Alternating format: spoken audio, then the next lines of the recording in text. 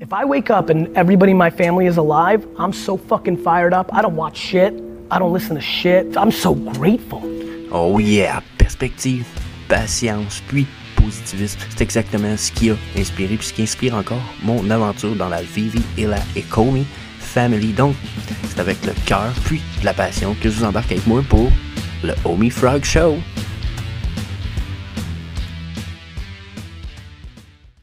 Hey, salut la gang, j'espère que vous allez bien. Jess, The Harvesting Frog, on y va encore pour un Homie Frog Show ce matin. Donc, petit épisode où ce qu'on fait le tour, bien entendu, notre charte du Bitcoin. Hein? On survole, voir où ce que ça nous mène. On fait un survol des Homie Burn, puis on fait une charte des Homie, bien entendu. So, yeah, si vous voulez qu'on survole tout ça ensemble, on regarde les news aussi qui se passent après à propos de Vivi Ecomi, mais faut avouer que Vivi Ecomi est comme en stand-by un petit peu. On a beaucoup plus de news de Vivi que de Ecomi. So, on check nos charts, puis that's it. So, yeah.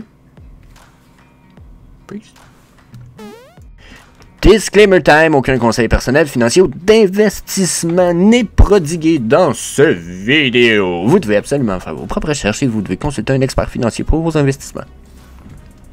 Merci, bonsoir. Bitcoin, Bitcoin, Bitcoin, oh yeah, Bitcoin, où est-ce qu'il s'en va? Ben, il s'en va, pour le weekly en tout cas, si je regarde ça de prime abord, la gang, on n'a rien changé par rapport à lundi, rien de spécial sur le weekly. Si je regarde mes EMA, on est encore sur le refus du EMA 8, puis je vous dirais même que le refus semble se continuer. On semble pas être en... Regardez les volumes, là. De la semaine passée, puis etc. Je verrais pas pourquoi on a un volume de fou. Il nous reste 4 jours, on a peut-être la moitié. On va peut-être récupérer le volume qu'on avait là. Tu sais, on est sur une uptrend, là, mais j'ai pas l'impression qu'on a, on a plus que ça qui s'en vient. Donc, yeah, pour le weekly, on va aller voir les points de pivot. Donc, EMA.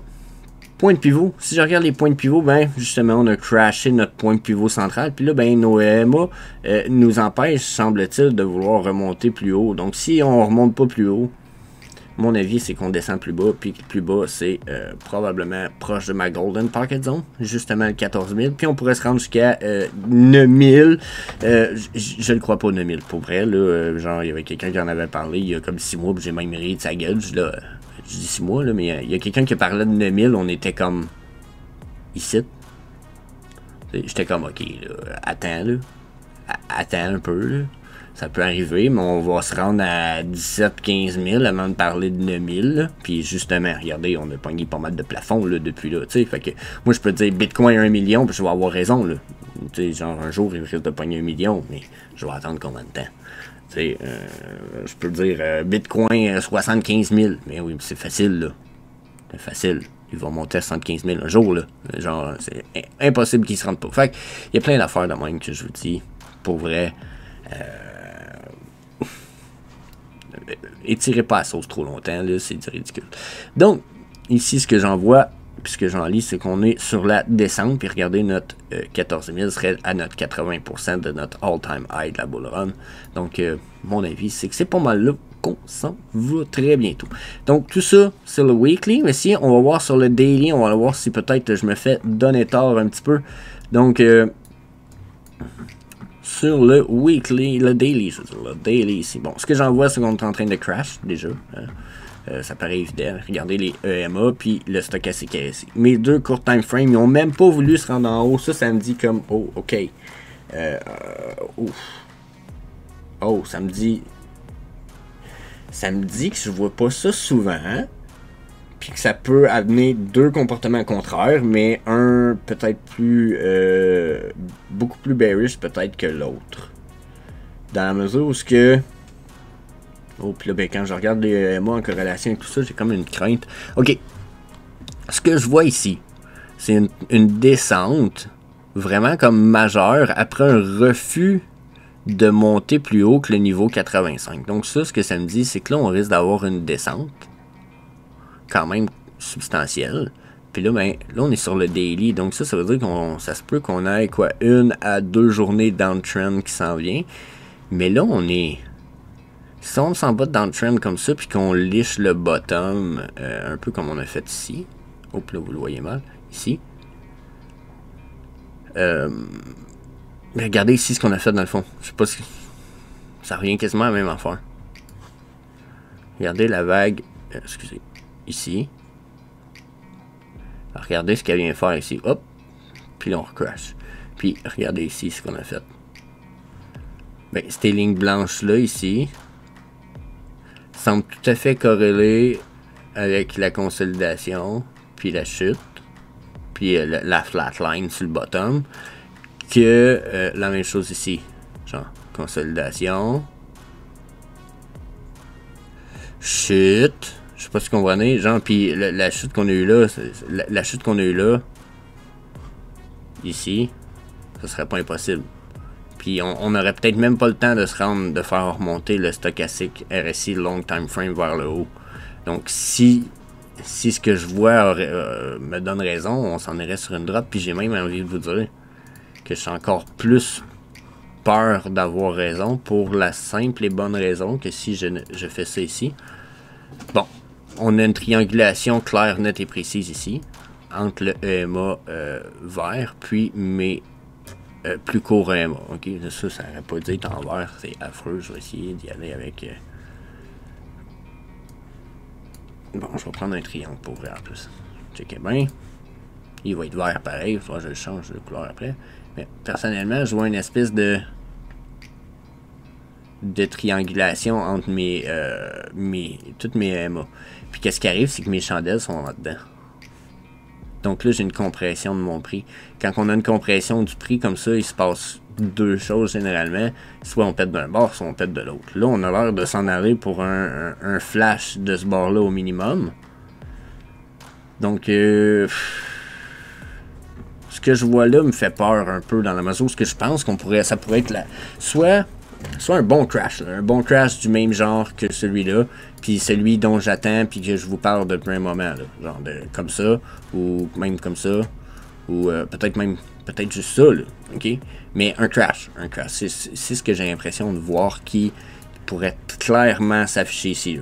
Jusque là, ça ferait très de sens. Par contre, quand je regarde tout ça un peu plus, peut-être sur tu sais, si je fais ça de même, peut-être. Regardez, on a l'impression peut-être d'avoir une.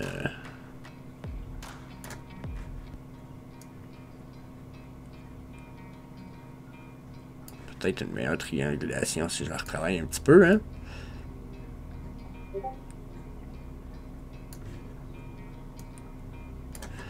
Donc, vous voyez que je toucherais des points quand même importants, mais cette triangulation-là, généralement, là, peut faire aussi quelque chose d'assez commun, qui peut être une espèce de trap, où on va flash crash, puis on va rise. Puis c'est ce que mon stochastique RSI pourrait m'indiquer en ce moment.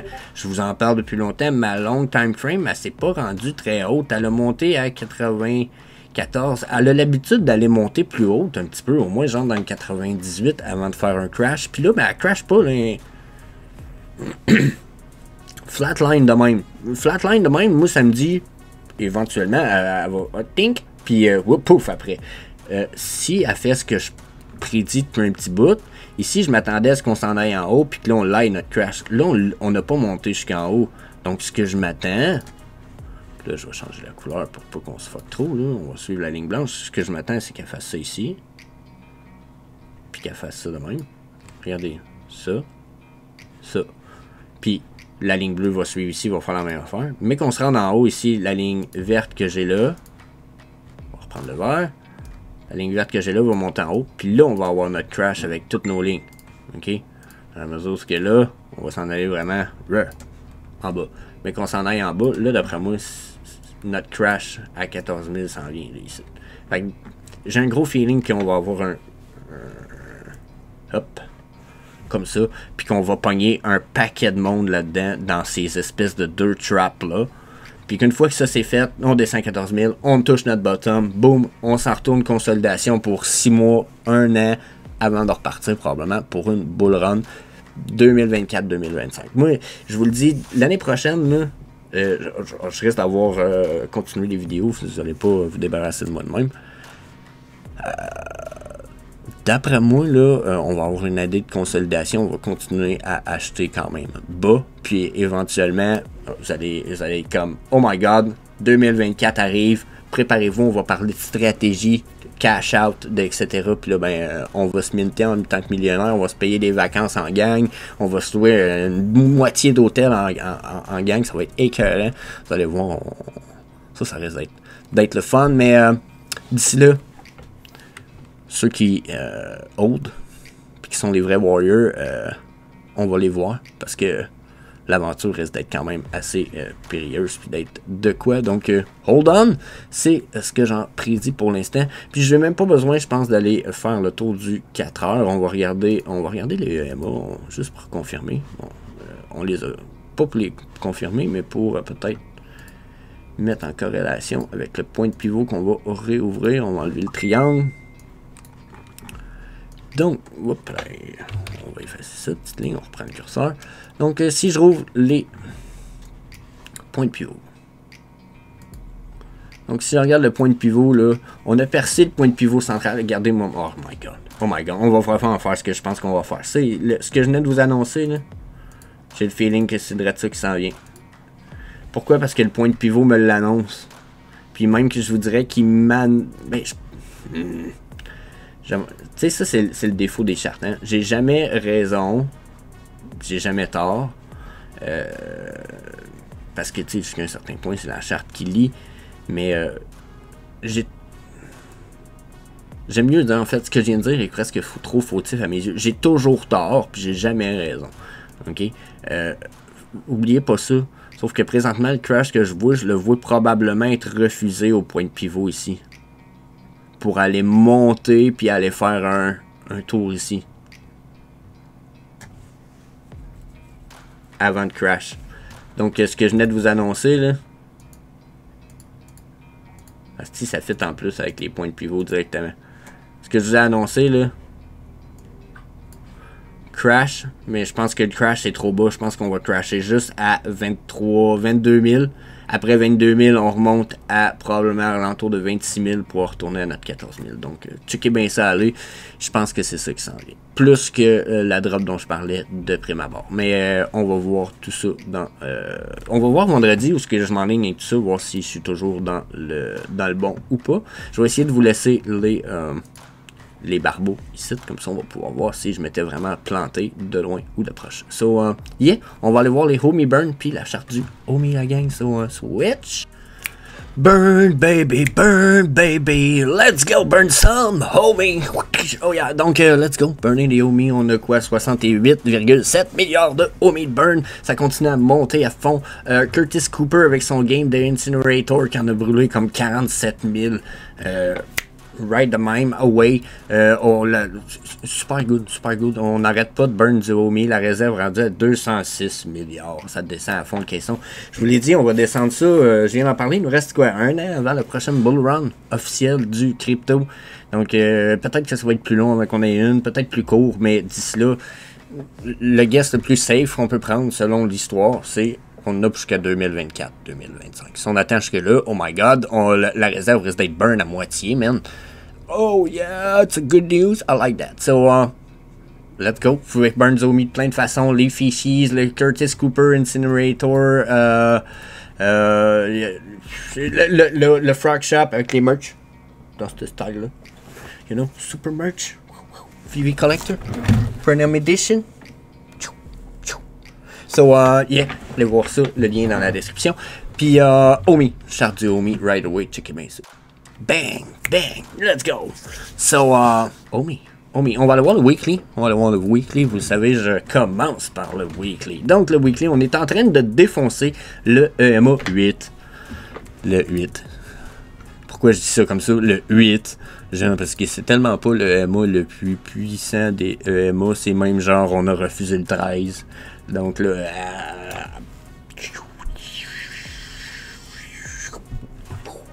donc on s'en va pas mal bas, je pense.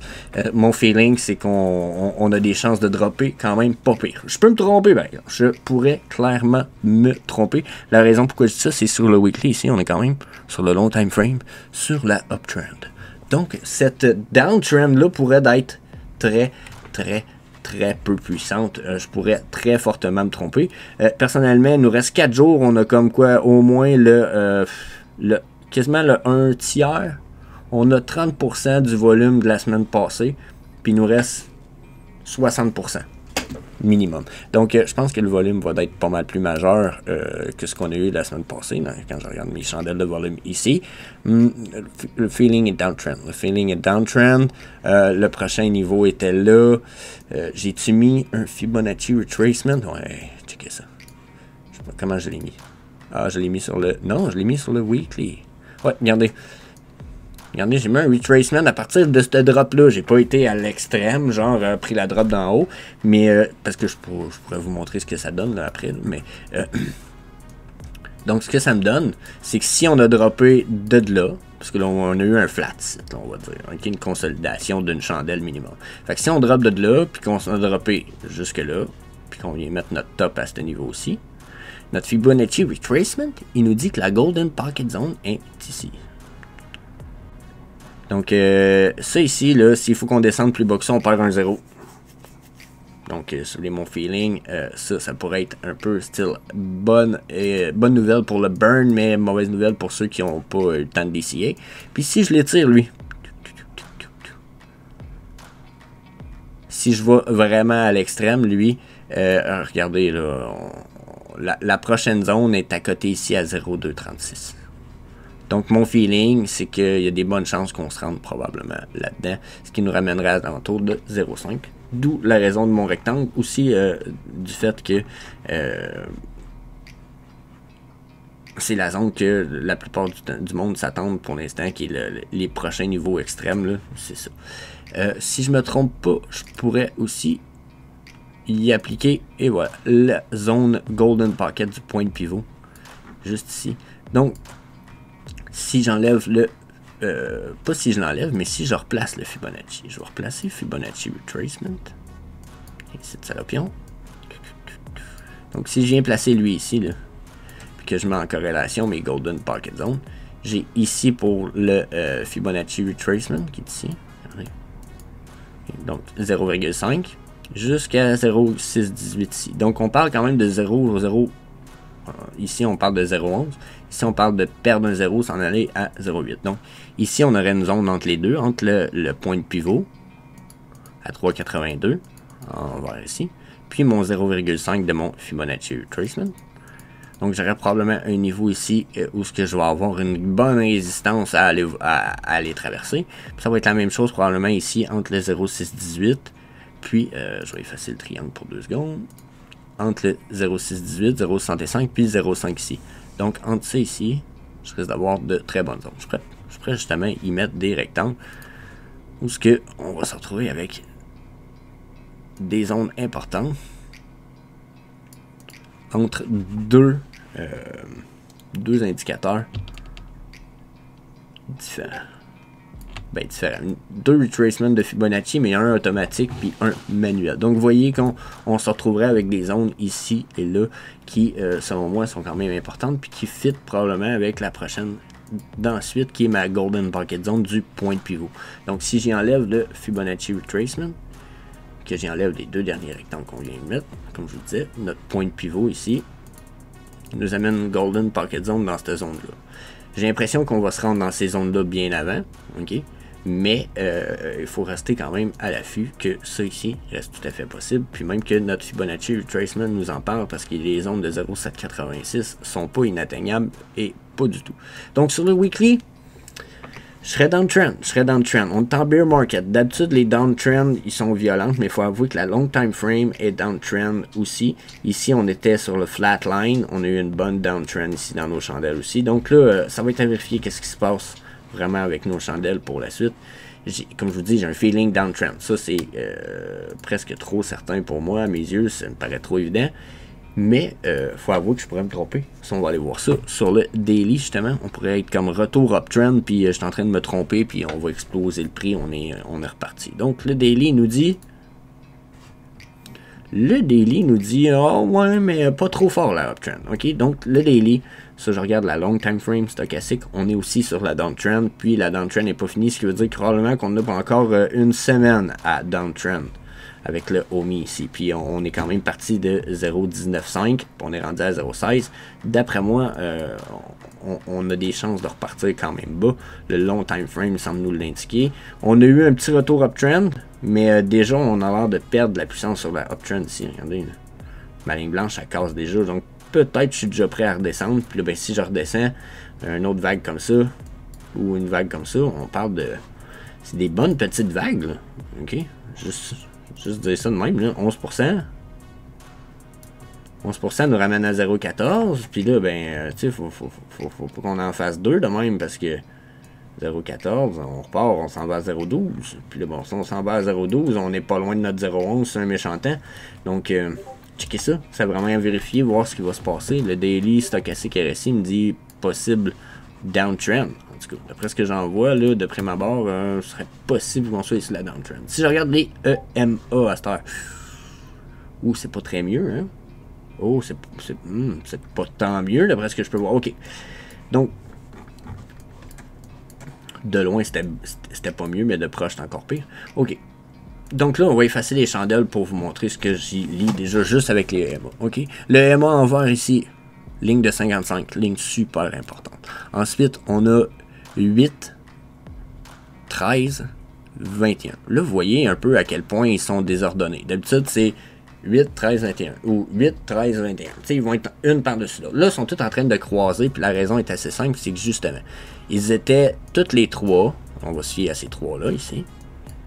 Regardez, 8, 13, 21. OK, comme je vous disais, dans cet ordre-là. Là, il était très bullish. Quand je dis bullish, c'est qu'il avait fait, regardez, là, ici, il était 8, 13, 21. Là, ils ont croisé, ils ont viré de bord. Ici. 8, 13, 21. Ils croisent la ligne verte. Donc, depuis tout ça ici, là, on est dans le bullish. Si je réactive les chandelles, bullish, regardez. Boum, boum, boum. Boum, boum, boum. Normal, là. Tout à fait normal, OK? Et ici, bon, une consolidation, ça c'est normal, on aurait pu juste consolider pour repartir, OK? Sauf que là, ici, j'ai un recroisement de mes lignes. Regardez ici de ce qui s'est passé. Et là, j'ai la même chose ici. Là. Puis en plus de ce croisement-là, je suis en train de recroiser mon EMA vert. Ça veut dire que c'est comme un refus de mes EMA les plus courts, qui est 8, 13, 21, de passer par-dessus le 55. Il teste, refus. Donc là, s'il est en train de refuser, puis qu'il refuse pour de vrai, parce que regardez, là, j'ai beau tirer à la sauce, regardez, là, le 8, il s'en va le crash. Si le 8 le crash, le 13 qui est en bleu va le crash, puis le 21 s'en vient aussi. Quand les trois vont le crasher, on s'en retourne dans le trend. Si on s'en retourne dans le trend, en ce moment, si je vais juste regarder les lignes de EMA, là, je tire la sauce un petit peu, là, mais vous voyez ici, ça c'est une downtrend. Pourquoi? Parce que justement, nos lignes, regardez, sont loin de EMA 55, 89, 100, du 200 ou du 233. Là. On est loin des lignes majeures, on va dire. OK? Là, on s'en est rapproché, mais là, on est en train de refuser. Si on refuse, d'habitude, un refus, là, ce que ça nous amène, ça peut nous amener à consolider et à jouer longtemps, mais quand on a un beau refus comme ça, généralement, on s'en tourne un peu du style whoop, okay? Ou comme ça. Puis ces lignes-là, eux autres, là, ils continuent.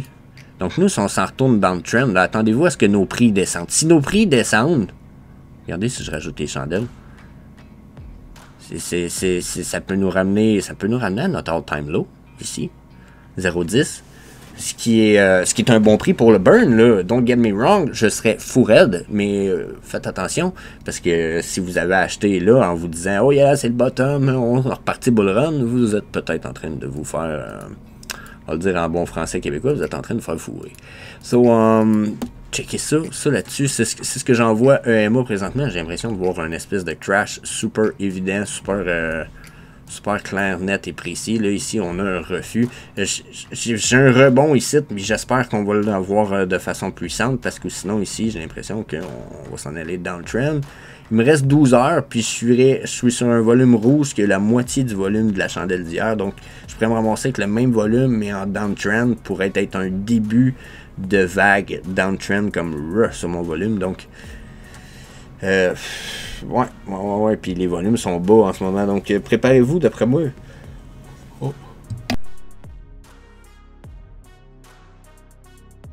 J'ai ça quand ça me fait ça. Je suis désolé. Mon estomac, il me fait une crise, puis je baille après. Je sais pas pourquoi j'ai ce réflexe-là. Mais bon, checkez ça. Je pense vraiment qu'on a une downtrend qui s'en vient. C'est ce que les AMA me disent. Je pense que c'est important de swatcher. Ensuite, oh my god, checkez ce que le point de pivot me dit. Le point de pivot vient de me dire de quoi d'assez clair, net précis aussi. Il me dit, là, Bobby, Papi, cool.